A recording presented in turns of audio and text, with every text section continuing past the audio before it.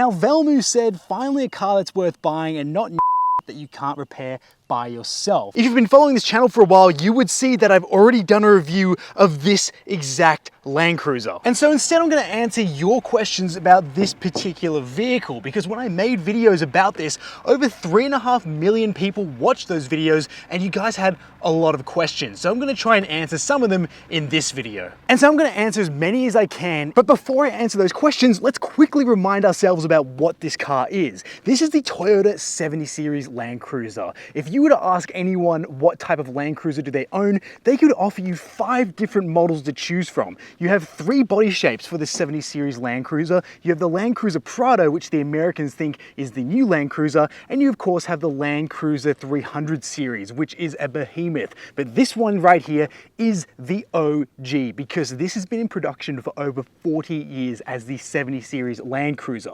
And because the Toyota Land Cruiser has been in production for so long, it's earned a reputation for durability and reliability. That is why this thing is in such high demand, even though it lacks a lot of modern features. But let me remind you how much this thing costs. It will cost you over $84,000 according to Toyota's own website if you want to pick this up from the dealership, order it brand new here in New South Wales. I sorted through thousands of comments and I picked out the best questions you guys left me or comments about the Toyota 70 Series Land Cruiser. Now let's start with CLM McCain 90. He said, I'd give both of my peanuts to have this in the US. I'm sure you would, because this is so popular in Australia. It's a great analog 4x4 option. It has minimal electronics inside and it just really feels like an old school driving experience in 2024 that doesn't feel that bad to live with day to day. So if they sold this in the US, I'm sure it would be very popular with a lot of people. But it sucks to be you guys, because you only get the Land Cruiser Prado. You don't even get the full-size Land Cruiser 300 series. Wasty Sam asks, is this a diesel? Well, unfortunately, they stopped making the petrol 70 Series Land Cruisers a long time ago, so you can only buy this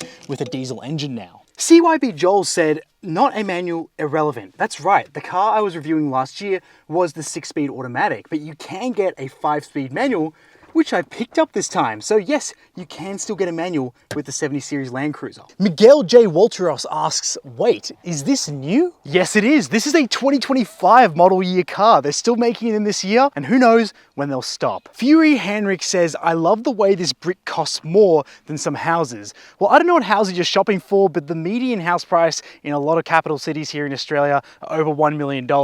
This is certainly far from $1 million. This will cost you just over $84,000 here in Australia drive away if you live in the state of New South Wales. So unless you're shopping for houses like this, it's not going to cost more than your house. And it definitely lacks some modern day features, but it is cheaper than 4x4s like the Land Rover Defender and the Ineos Grenadier. Now AJ Wadash Fake says 70s SUV with 4-cylinder engine for $70K.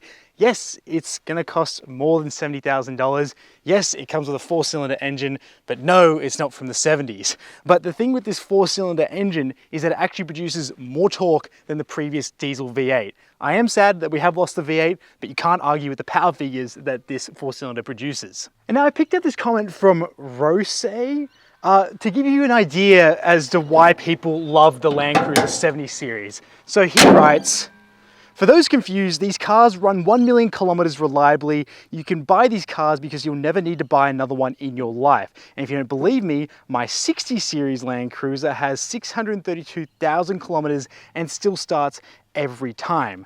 That is something you'll find very consistent with old Land Cruisers, and it's a reason why they don't really want to change what they've built here, because it is largely quite reliable and it hasn't had any real major issues. That's why these hold their value quite well, and I picked that comment because it sort of highlights some of the stories that owners have about these cars, and it's a reason why they don't change it to make it more modern and a bit like a Mercedes G-Class, because one, the price would increase, and two, they might mess with the reliability like they did on the Toyota Tundra over the United States. Milton Shabir says, very useless car, useless engine.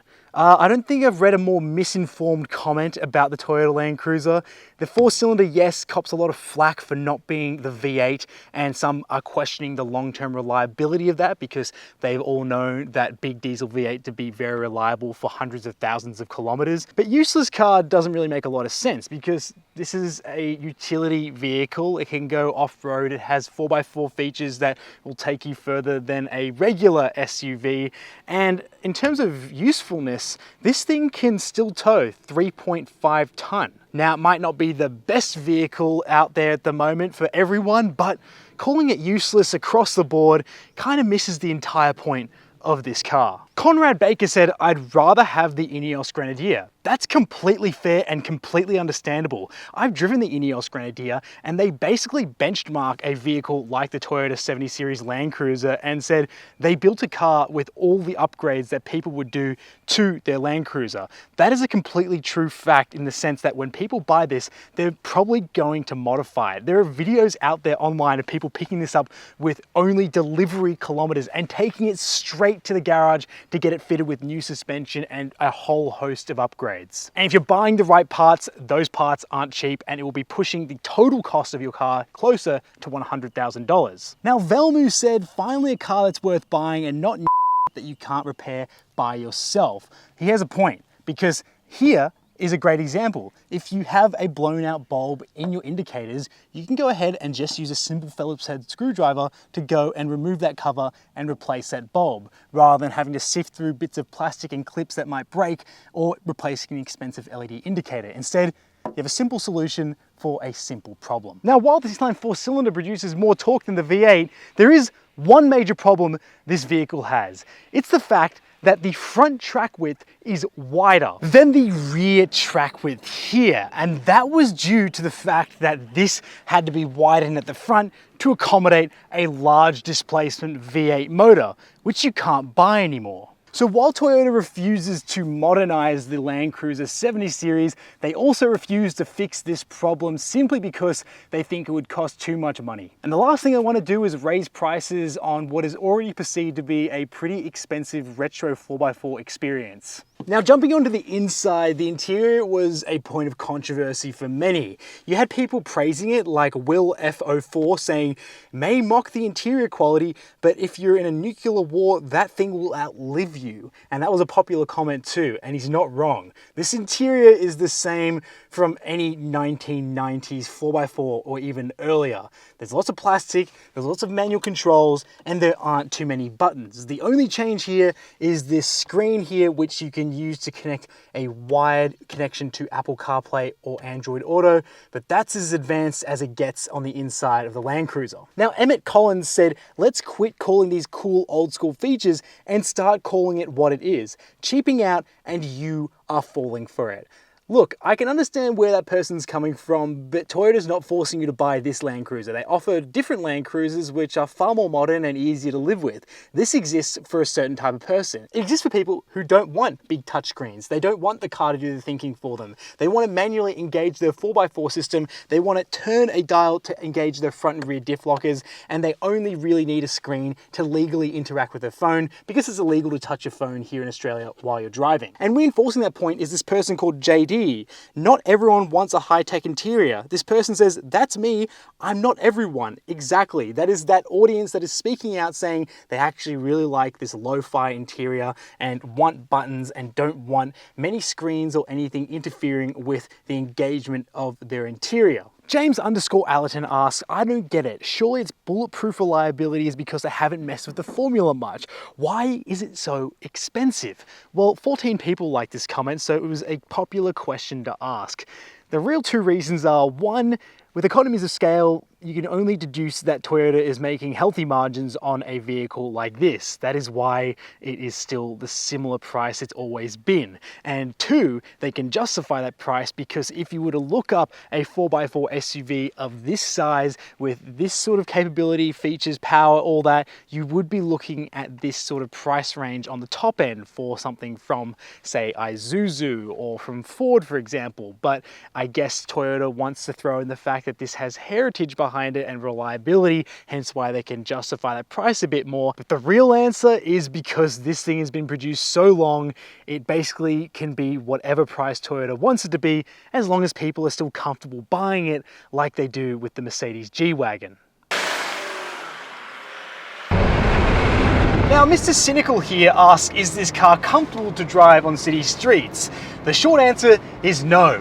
This thing has leaf springs at the back, which is pretty incompatible for an all-out comfortable ride. Now, that definitely helps with towing and carrying things, but it definitely doesn't help with making this have one of the smoothest rides you can get in the segment. And this 5-speed manual transmission is okay, it's good. I enjoy using it. It's definitely more fun to use than the automatic transmission, but it has one major flaw, and that flaw to me is the fact that the ratios are a little short. That's fine for getting around town to get up to speed. You have 500 Newton meters, so you don't really need to be revving this thing out, nor does it really let you. But when you're at highway speeds in the 5-speed, I saw that my revs were just under 2,000 RPM, and not like 1,500. We're talking like pretty much 2,000 RPM at 100 kilometers an hour. The other thing is the steering. This is how much play I have in the steering right now. I'm not moving, I'm not scaring other people. It is actually a frightening amount of movement in the steering wheel, and this car is not really communicating much with the road, which is great if you're on an unsealed surface, but when you're on the tarmac, you're definitely not going to feel that connected to the road at all. And the most popular comment on the Toyota Land Cruiser that I had was from this person called Airheaded Aviator, who said, people have been asking for companies to just sell the old stuff again, and Toyota actually did it. There is a vocal community of people who would happily buy the same car that they bought 20 years ago, except they don't want new screens and innovations for the gear selector or anything like that. And that is exactly what the Toyota Land Cruiser is, and that is why it is so special. And so if you were to ask me what my guilty pleasure car is, it is exactly a Toyota Land Cruiser GXL wagon like this one in this color with the 5-speed transmission. It is a deeply flawed car if you're comparing it to other modern day vehicles, but it gives it a lot of modern day character. It's reliable and it's actually quite pleasant to live with.